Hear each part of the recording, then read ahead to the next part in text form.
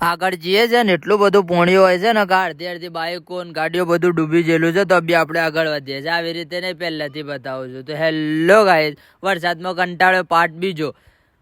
અમે આગળ વધીએ છીએ અને ફૂલ વરસાદ ચાલુ હોય છે. એટલો બધો વરસાદ હોય છે તો અમે થોડી વાર સાઈડમાં ઊભા થઈ જઈએ છીએ. પછી થોડા આગળ વધીએ છીએ અને આવીએ છીએ વડાલી.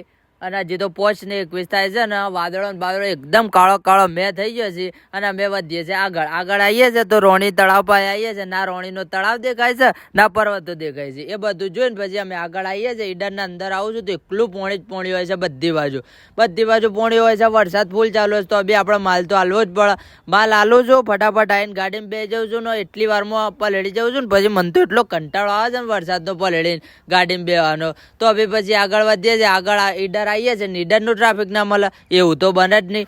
આગળ જઈને ટ્રાફિક જોવું છું તો એટલું બધું ટ્રાફિક હોય છે ને કે તમે વાત છોડો, એમ કંટાળી જાવ એટલું ટ્રાફિક હોય છે. આગળ જવું છું પછી આટલું બધું ટ્રાફિક છે ને આપણને લાગી જાય છે ભૂખ. આપણે લેતા જઈએ પડીકો ને બિસ્કિટ તો પડીકો પતવા, પણ આ ટ્રાફિક પતવાનું નામ નહીં લેતું. વિચારીએ છે ચાણા પતા, ટ્રાફિક ને પાછળથી આવે છે એમ્બ્યુલન્સ. ફટાફટ આપણે ગાડીને સાઈડમાં કરીને એમ્બ્યુલન્સને જવાનો રસ્તો આલીએ છીએ અને પછી પાછો બે જઉં છું ગાડીમાં. આગળ આવું છું અને પછી જોઉં છું તો બસ બધું જ ઊભું હોય છે. એટલું બધું ટ્રાફિક હોય છે. પછી ઈડરના નેટલા પુલ પર પોણી ભરાઈ ગયું. એ પોણી પાર કરીને અમે આગળ નીકળીએ છીએ ને આગળથી ગાડી ચલાવી લઉં છું હું.